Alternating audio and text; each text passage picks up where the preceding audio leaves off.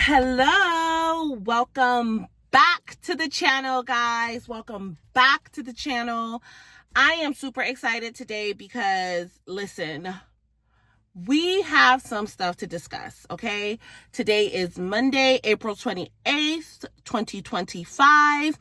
And if you don't know, we have been, as a nation, possibly facing a recession, okay? We are not in a recession just yet, but there has been a lot of job loss. There has been pullback in spending. On the last video, I gave you guys a definition of what a recession is. So, I'm not even gonna talk about it on this video. Well, yeah, I kind of have to, just to lead us into this discussion.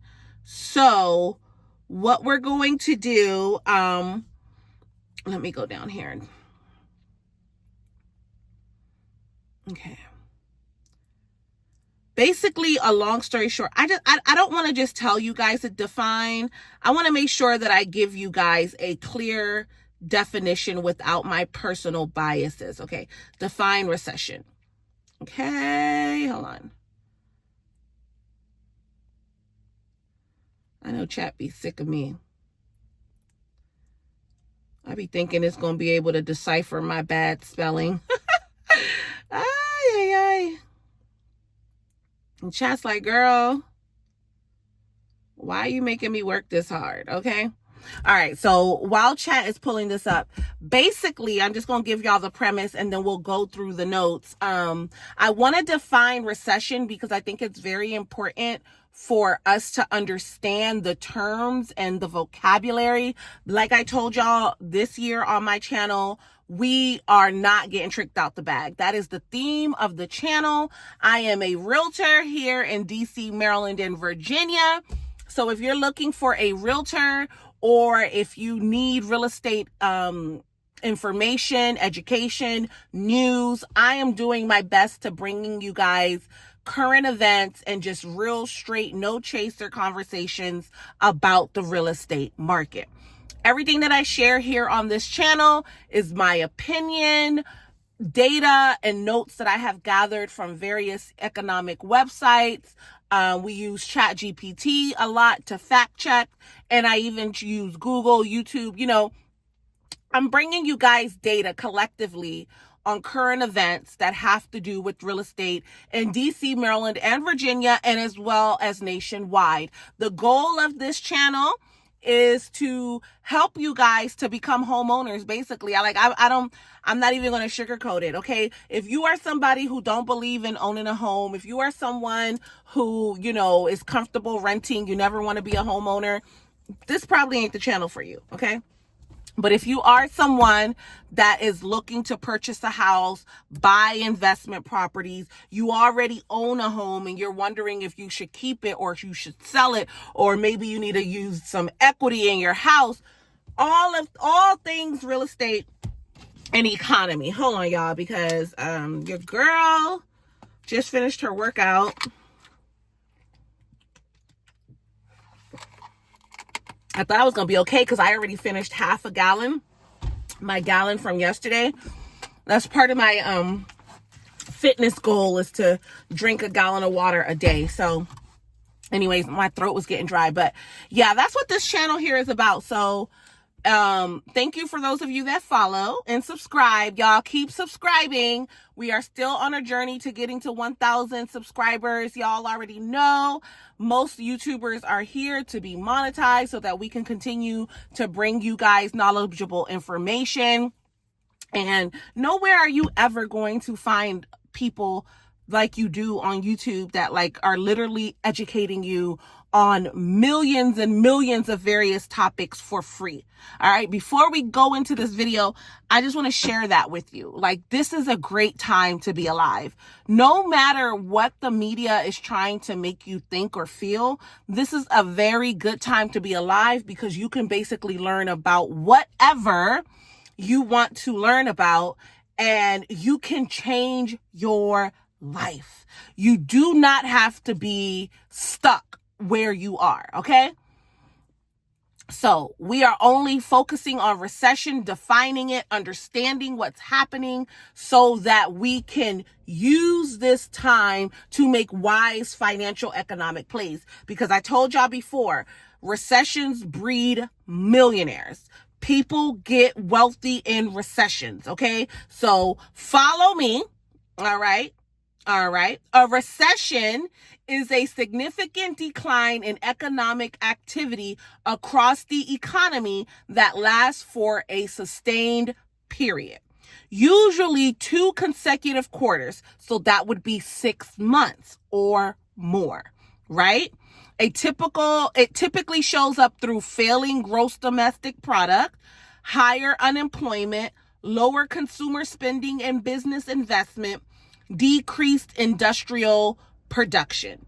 In short, a recession means the economy is shrinking instead of growing. This is very important when I get into today's video.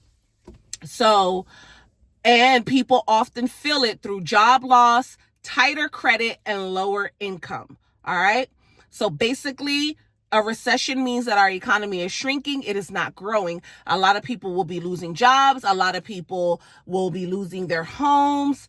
That is what is typically expected in a recession. Okay. So this is why we are having this conversation.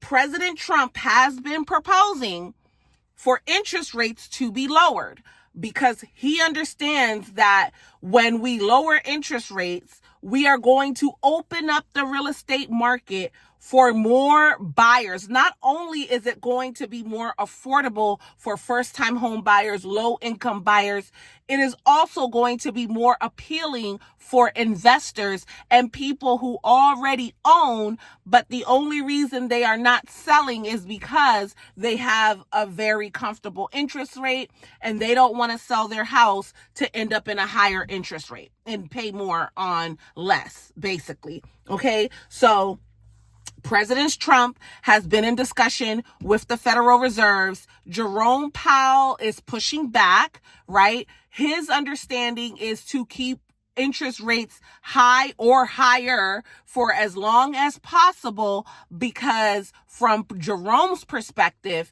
it's going to make the economy more stable and eliminate inflation altogether.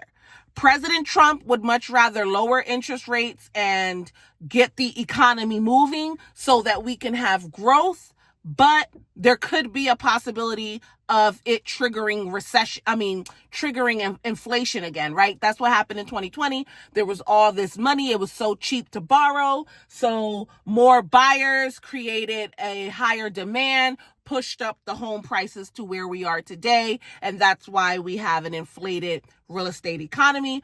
Jerome Powell doesn't want that to happen. So yes, it may feel tight right now because interest rates are high. It is still enabling a stable economy from Jerome Powell's perspective. Okay. So why is all of this important? This is very important because I want you guys to understand that real estate is a process. It's a cycle, right? There's, the market goes up, the market comes down. Okay. And what we are experiencing today almost mirrors the recession of 1958. Okay. In 1958, America faced a serious recession. Industrial production collapsed, especially manufacturing. Unemployment spiked to 7.5%. Consumer spending dried up fast. The government responded boldly, increased federal spending, and Federal Reserve slashed interest rates. As a result, by the end of 1958, the economy bounced back sharply. It showed that lower rates plus smart spending equals a faster recovery. All right? That's what Trump wants. Now, let's fast forward to today, 2025, okay? We are not in a deep recession, but the economy is fragile, okay? Inflation cooled, but growth is slowing. Growth is slowing because even though inflation has cooled, it's still pretty high. You know, like things are still overly inflated. We've discussed that throughout these videos. Unemployment remains low. It's at 4.5, okay? But consumer strength is starting to fade. We talked about this. People are being wise. People are not spending their money. People are just getting by, barely paying their bills, okay? Manufacturing is struggling, but tech, AI, and healthcare are thriving. That is a clue for those of you that are taking notes. AI, tech, and healthcare are thriving industries in today's world, okay? Today's recovery is slower and more complicated than 1958. Global conflicts, supply chain shifts, and AI disruptions add a layer of uncertainty, okay? Now, the tension between Trump and Powell. Donald Trump wants to cut interest rates aggressively, okay? His argument is that lower rates now avoid any chance of recession and supercharges growth. So Donald Trump wants to be proactive, right? He wants to drop the rates. There will be no talk of recession. There should be a growth, a supercharge in our economy, right? Trump is tapping into the same playbook that worked in 1958. Stimulus through cheaper money. All right? Jerome Powell and the current Fed are much more cautious. Powell fears that cutting too soon could reignite inflation. We already discussed that. His focus holds rates higher for longer to ensure inflation is crushed for good. So he prefers stability. And I know some of you are like, what stability? I can't afford to buy anything. I could barely get approved for a loan. Come on, let's drop these rates. Because let me tell you guys, with the interest rates dropped, your debt to income ratio is going to open up, which is going to allow you to get approved for more money, therefore allowing you to buy closer to the dream home that you want, right? Because right now, where interest rates are, being so close to 7%, it's very expensive, okay? And a $300,000 property can very easily be a $2,500 mortgage if there's a condo association or HOA, depending on where it is, the taxes, that's extremely high, okay, to be paying on a $300,000 property. But if that interest rate were to drop, let's say back down to 3%, okay, half or lower than where we are, then that $300,000 property is probably only going to have like a $1,700 mortgage, okay, or $1,600 mortgage. That is more affordable for the everyday American. That's going to open up the market so that the affordability crisis that we are facing today is eased. It eases it up, okay? But from Jerome Powell's perspective, we do not have enough inventory to be able to handle the demand that lower interest rates will usher into the market. So that's why the Federal Reserves are pushing back on Trump's plan to lower interest rates. Let me know in the comments below what you think about this, and if you think that lowering rates would incentivize you to get in the market and buy your home. Or do you agree with Jerome Powell, like, hey, let's do whatever we can to keep our country from going any further into inflation, okay, or any higher on the inflation route. But let's finish the notes, guys. So this sets up a huge 2025 economic battle. That's what we see going on in the news. It's not just Jerome Powell versus President Trump. It's China versus President Trump. Right now, it's everybody versus President Trump. The only people that are in agreement with Trump's initiatives are the people in his cabinet, okay, and his supporters. But everyone else don't want to hear what he has to say. And I don't even know if that's smart, especially for us here in America. Like, I really feel like we should be working together so that we could actually make a change for our economy, so that people can actually know what we're working with. That's the only reason why I'm bringing you guys these videos and bringing you guys this data, because it is so convoluted right now. We're all like, bro, what's happening? So like, I personally wish that Congress, the Senate, Federal Reserves and our president and his cabinet can all get along so that America could go back to getting to the bread, okay, to get into the bag, so that we all don't get tricked out of our bag. Because right now, and I'm just going to deviate from these notes and I'm just talking to you off the top of my head. Right now, I feel like China has one up on America. Like, we are showing our hand publicly, y'all. And I know that there is nothing that I can say to make people who are not with Trump ever agree with him. But what I can say is that, aren't you American? Don't you live in America? Wouldn't you want the best opportunities to come for you and your family? So, like, I know you have a difficult family member. Okay, we all have a difficult family member, and we all figure out how to get along with those difficult family members for the sake of grandma and papa.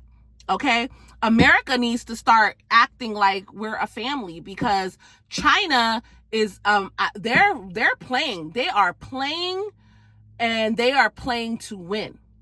Okay, they are playing to win. So I want us to come to a place where we can all work together so that policies can get into place and we can be a united country, because we are leaving ourselves very vulnerable economically and globally for another country that is more united to come in and dominate in our economy. And we do not want that.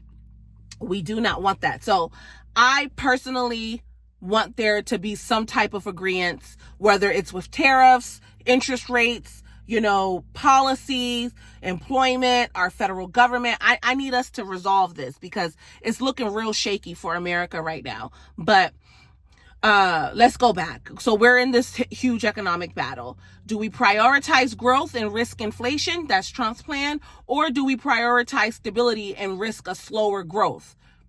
That's Powell's plan. Y'all tell me in the comments below, are you pro-Trump when it comes to dropping interest rates? Or are you with Jerome Powell and the Federal Reserves keeping interest rates higher so that we prioritize stability and risk a slower growth in the economy?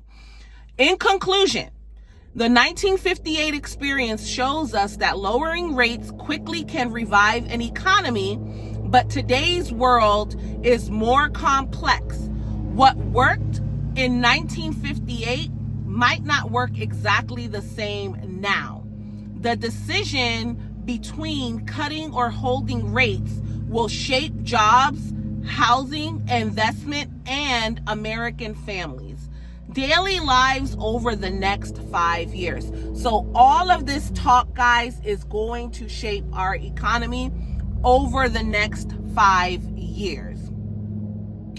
I was about to say, I'm about to move. It's like these people be cutting the grass everywhere. Like, I literally was sitting by a park and there was like two as soon as my camera turned on. But anyways, we're not going to let that take us away. I hope y'all heard what I said. But basically, the takeaway of all of this is that this battle, economic battle that we're watching play out, the decision on whether we cut rates or hold rates will shape our jobs, housing, investments, and American families' daily lives over the next 5 years.